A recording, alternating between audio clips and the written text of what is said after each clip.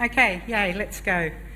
So Linda and I come from North East Waste, we're both coordinators there. It's the voluntary regional waste group that's situated just to the north of here. It comprises of 7 levy-paying councils. Those of you who don't know that us in the regions pay the levy as well. From the Tweed border down to Grafton. So, first of all, I'd like to take you through the reason that we decided to run this sort of campaign. Our rationale. So why a regional FOGO campaign? Well, it was what was going on with our public and our councils at the time. So with our councils, we actually had a situation out of 7 councils, 6 of them were actually collecting FOGO. So they needed us to reinforce for their constituents exactly what to put in the right bin. So that was one of the main motivators. So we could run this across TVC and print across the whole region. We have one very small council, Kyogle, who isn't yet to the FOGO collection stage. It actually hasn't got beyond the split bin stage at this point, but it's trying very hard and it's very small. So this is where they want to go. We have run recycling things in their community and they haven't objected to it. So they see it as a way of preparing their community for what's going to come. The other advantage was that we had 2 processing units in our region already. Lismore's been a long-term organics processor. It's amazing, it runs off a MAF system. It produces an organic compost that its community desires. And we also in the south, in Grafton, we have an in-vessel composter there, so they're also using FOGO. We've got Tweed Council at the moment investigating the potential for them to do it as well. So we'll have a situation where we have people in the north of the region, people in the middle and people in the south all producing a product that comes out of our green bin, which is pretty amazing. Also, there's a market for our product in the region. I mean, this is northern New South Wales. Everyone wants compost or wants to grow things. So there is a real market there. Quite often people can't even keep up with that. So that's another positive for us, made it easy. And for the first time, we actually had the money and the technology. Waste Less Recycle More through the Better Waste Recycling Fund gave us some money to actually run this program across the whole region. So we were very happy with that. What were our public doing? There was a lot of uncertainty. Like Linda and I work a lot at community events. We're out engaging the community as educators. There's a lot of uncertainty in our community what actually goes in the green bin. So everyone knows garden waste. They've been doing that for years. But things like compostable paper, fish, food, other organics, they're really not sure about that. So we really felt there was a need to address that with a regional campaign. The other thing they were uncertain about was what actually happened to the contents of their green bin as well. Like people are curious out there, they really wanted to know what happens to it. It doesn't just disappear. Yeah, so we wanted to stress on our community the fact that what they put in their green bin went to our council's composting, processing and came back to them, so the closed loop thing. Also, we do regional compositional waste audits like all councils do, and the last ones from 16-17 actually showed that what people were doing was putting a lot of green waste in the bin, which is the top half of this bar graph, but very little food waste. And to get a decent product, we realised that we had to increase food waste in the green bin. We did have one council that did capture a lot of food waste. They also captured a lot of contamination. Unfortunately, they were in a very high tourist area, so a lot of the food waste they were capturing was actually still wrapped in plastic and things like that. So that wasn't so successful, but as you can see from the other 3 councils, various levels of green.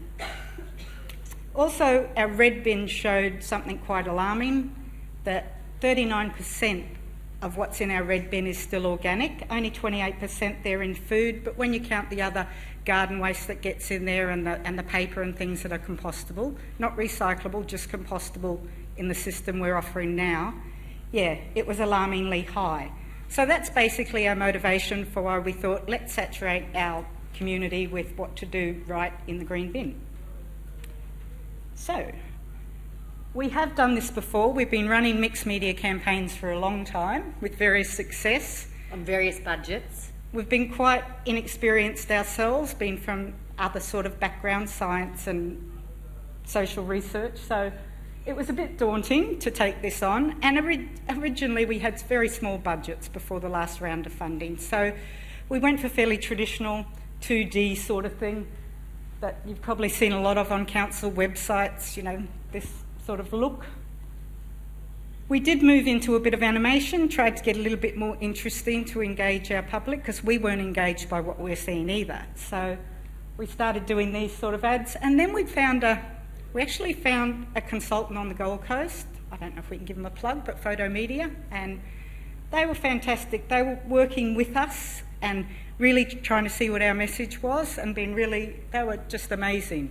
And they did our first CRC ad, which was our first go at 3D animation on their advice. That ad's now been taken up by lots of other voluntary regional waste groups across New South Wales, and it's been really successful. We intentionally have made our ads generic so they can be used by other people.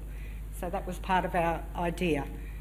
So yeah, we think we've come a long way in this last 12 months. We sure have, particularly over the past 20 years that North East Waste has been around. And I'm going to take you on a tour of diving deeper. Can you all hear me? Because I'm not sure whether this one's working. We've been fancy yes, with two mics. There we go. Okay, let's go deeper into behind the scenes of what it's like to go from planning and design of our FOGO campaign to the production of it, so being on site and witnessing the filming and photography, and finally the end products that we have as well, which are part of a larger, more comprehensive campaign, because we recognise we also needed to boost this campaign with face-to-face. So into the design, creating a vision. The first thing that I need to highlight is we are so lucky in our region to have a phenomenal group of councils, waste managers and waste educators who are all part in creating this vision, and we collaborated for many hours, many days in choosing the right type of message, key message that we wanted to bring across, as well as the secondary messages, as well as the types of products that we wanted as well. So that collaboration aspect also extended through to our community and the people that we chose to participate, the venues that we chose to be part of the campaign as well. Secondly, the social research for key messages. We looked at the EPA's community benchmark study recommendation, which was reinforcing positive behaviours, and we've been hearing that already on day one of the conference today, how important it is to be positive about recycling and reinforcing that with our community, creating social norms. The group decided as well that, and we looked at Planet Arc and what they discovered in their recycling background as well, in their research, and what our council educators and their communities were actually doing. And we decided that the best focus for our key campaign message was closing the loop and really highlighting not just what people can put into their green bins, but also this wonderful product, the end result of actually using your green bin. Getting the brief right. So that's really important, I think, from the outset, is being really clear about your outcomes and your objectives with the production company, the creative source, because they're going to have their own ideas. And we were pretty clear about what we wanted and the objectives that we wanted and how we wanted to kind of appear, but they were very clever in actually doing the creative content and putting that into action to make it look wonderful. So we thought as well that we were taking a risk, because we weren't just doing the ordinary type of ad either, were we, Jeanie? It was a bit of a hard sell to some of our councils. These guys that we chose advertise for big corporations and the Gold Coast Titans, and they do quite dynamic stuff. So going to traditional council and saying, this is how we want to do it, we don't want to talk about what day your bin gets picked up, we want to try something else, was a bit of a challenge. And I think that challenge can be recreated in this lovely photo of the child with the spaghetti. That was the first time that the child had actually eaten spaghetti bolognese, and you'll see he features quite highly in our campaign as well. So it's a bit of a risk, but he loved it. Yeah, don't work with children and animals. From vision to reality. So let's look at our location. We wanted to keep it local, that people could recognise their local community, their local waste facility, but at the same time we were also conscious of it being adaptable, because we wanted to create an adaptable resource. So this could be in anyone's backyard, it could be in anyone's house, it could be at any council's waste facility. So we were very conscious of that. We had do-it-yourself casting, just to save Lloyd a and few Lucy thousand. at the back, they featured in our ad. Thanks, guys. Just to save a few $1,000s, we thought it would be a fabulous idea and easy for us to actually get the talent ourselves. And all thanks to Lucy for actually getting most of the talent there on the day. And as you can see, some of the talent turned out wonderfully. We had really diverse ages, diverse cultures. We had our own families involved, neighbours, and we for cut children, the guy with the dodgy sunglasses because we thought he looked a bit like the Grim Reaper. It wasn't really a positive message. Bit of a like to Jack Nicholson there, but and as you can see from the lovely teenager in the background there, it isn't always exciting for the children either, filming. We had a production team that were prepared to take on the creative challenge as well. They did some amazing things, as you can see, hopping in the green bins and climbing up piles of hot compost. Bit of an OH&S risk, but yes, it was all fun and in the name of the product. And here we ended up with a 30-second TV commercial and then two 15-second TV commercials as well for our secondary messages to highlight, specifically what can go in the bin and creating social norms and different ways of actually using your kitchen caddy as well. We created 3 social media clips. We also thought it was really important to have a photo library that all our councils could access for images in their campaigns for FOGO. And these have been utilised quite well, and we've had really good feedback from that. And these are available, the photo library is available on our website for any council to access, and no, we don't have any fees for our stock photos. So let's have a look at our... No, it didn't work. Oh, we've got technical issues again. Let's just go back. That goes back to, he said. I tried. We're attempting to play the TVC. It's all right, we will get there, old school style. Can you click on that? Yay!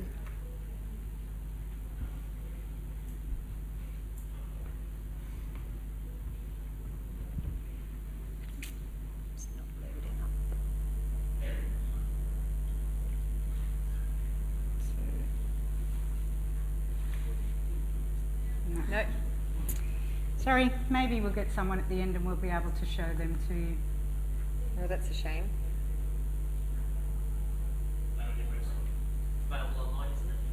It is available It is. online. Gee, it takes away from our presentation, though. Okay, well, let's move on. We'll see if we can get someone in because we had the social media clips to show you as well. Yes, please. Thanks. Okay.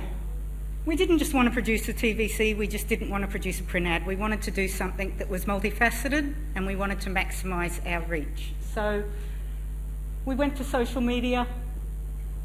We were on Instagram, Facebook. We gave our social media clips and resources to our councils and let them put it on their websites and in foyers, and just tried to get the same message coming out of council, coming off TV, coming from our traditional media.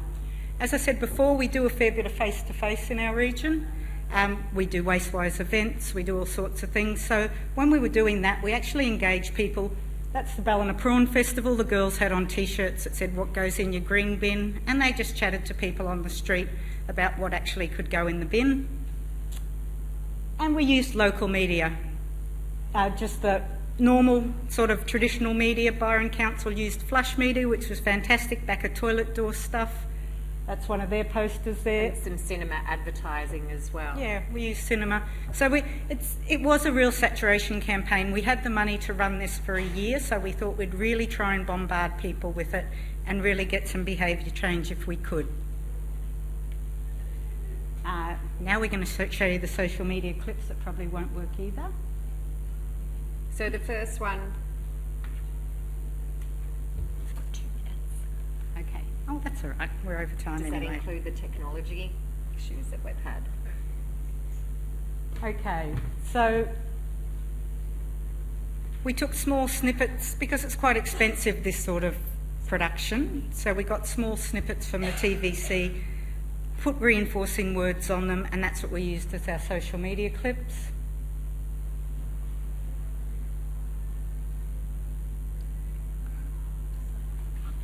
We've got quite a few of these.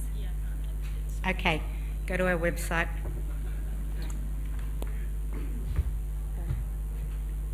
Do you want to talk anything about that, Linda? Like, I think just... Sorry. The 3 social media clips.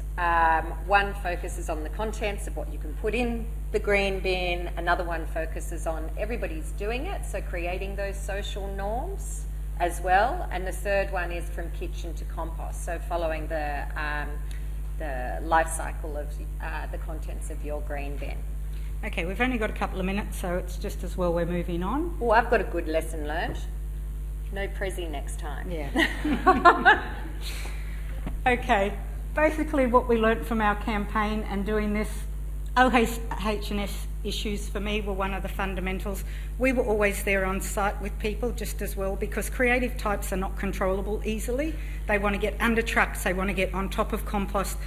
I'm sure our waste manager at Lismore lost years off his life when he came on site to find them climbing that close to machinery. But because we were there and because council were there, we were really able to act quickly. But we should have had a plan before we went on site, other than, you know, fill out a risk assessment. So that was something we learnt. So when we say get good people, that doesn't just mean ourselves, and it also means our wonderful group of waste educators, but also the fabulous production company that we had as well, Photo Media, who were prepared to go the extra mile and to get involved as well. So by being there throughout the process, we could actually direct the types of shots that we wanted, the types of photos that we wanted. If we'd known a little bit more about that direction, I think from the outset, we could have even had a more comprehensive photo library. Yeah, absolutely. It's sort of like they're great at the art and that creative side of it, but they don't know waste. So to have us there and be very happy to have us there answering questions about, does this work? Because some of the things they suggested might look great, but it wasn't the message we were trying to get across to our community. So it was really good to be involved. Scheduling, like that's a really important thing in running a TVC campaign particularly. Schedule smart. Talk to your... A lot of people, like one of my councils just did this, just sent the stuff off to the TV station and said, run this. You have to negotiate with networks and say, I want this run in the lifestyle section because it's about targeting families, or I want this run in the sports section because we're trying to target tradies. So they're open to that if you'll approach them about it. So that sort of scheduling is fairly important. The other thing is, of course, evaluation. So we've, from the outset, I guess we've adapted, we've done an action research type of model, and we're going by feedback from our community. So we know, by having used the people that we've used through our ads, we are all constantly getting feedback. Oh, I saw this person on the TV ad, or I've seen your TV ad. The other day I was at the cinema and we saw the ad, and so we know people are seeing it, but whether that translates actually into behaviour change and action, we're yet to find out through conducting audits further down the track. It's going to be a couple of years till we do another comprehensive regional waste audit, unless the EPA's in the room and want to fund it. But yeah, it's usually 4 years between council audits. So we're not actually going to be able to see how real this is until that time.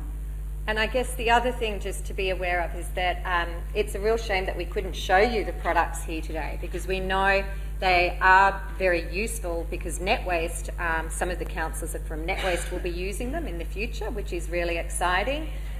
And we've had really good feedback about the images as well as the social media clips. And yeah, so please go onto our website and check it out, or onto our YouTube channel, which is Not Any Waste as well. And these resources are absolutely available to everyone in the room. When other councils have taken our resources and modified them, they've just contacted Photo Media and changed the last slide to their own council. So that's inexpensive. The upfront cost of 17 grand or something we pay, it's a really important message to us, because we see people constantly reinventing the same wheel in waste, and it would be really good if all of us could focus on different things and then just share the resources. So.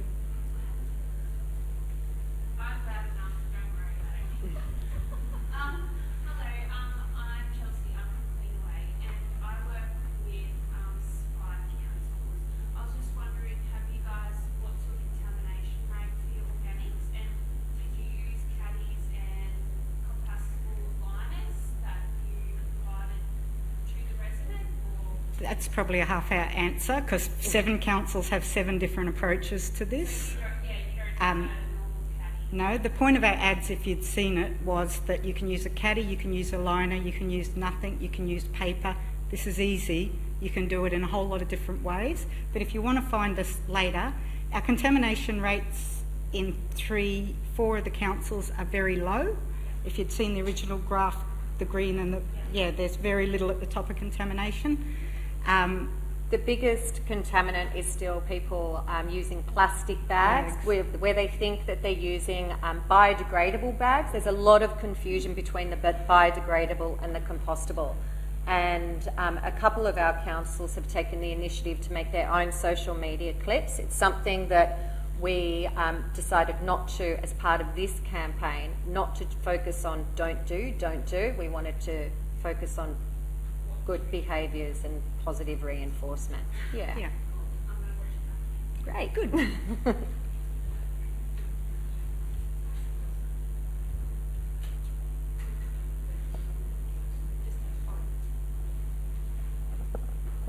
Hi, Linda Grant from Barwon Southwest Waste and Resource Recovery Group.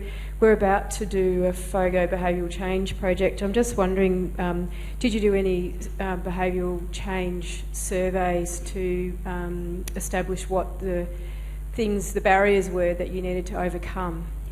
Actually, each of our councils had done surveys as part of their commencement of their FOGO services. So we were able to utilise that. Tweed Shire Council had based theirs on a Doug McKenzie Moore's type of barriers and benefits analysis. So yes, we were able to draw on that. So to assess, are you going to resurvey the and do surveys, not telephone surveys, or are you just going to We are looking at that as also part of a larger recycling program now in the light of China Sword, to do something similar and not leave out the green bins, though, as part of the community survey. Yeah.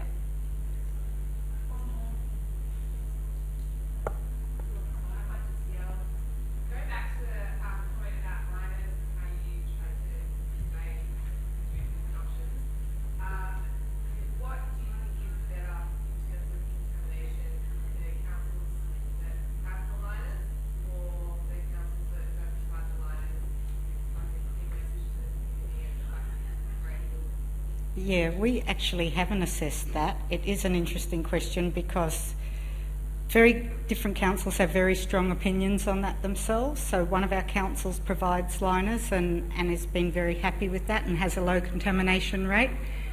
Other councils don't. So that is, maybe something worth assessing now. I know that Tweed Shire Council looked at that as part of their barriers analysis, and they found that by providing a liner, it prevents that barrier and encourages more people to use the service. So I guess it depends whether you're coming from a contamination or council's perspective or from a householder perspective. And so you need to kind of balance that. And providing people different options. Yeah, we were really keen to push the no liner option as well, because if people run out of liners, they think they can't use their caddy or they can't compost. So the whole point of the ad was showing a whole range of different ways to do this and to really reinforce that it's simple and everyone can do it. And yeah, you just follow this 30-second commercial and you'll be a legend. Thank you everyone for being so patient with us.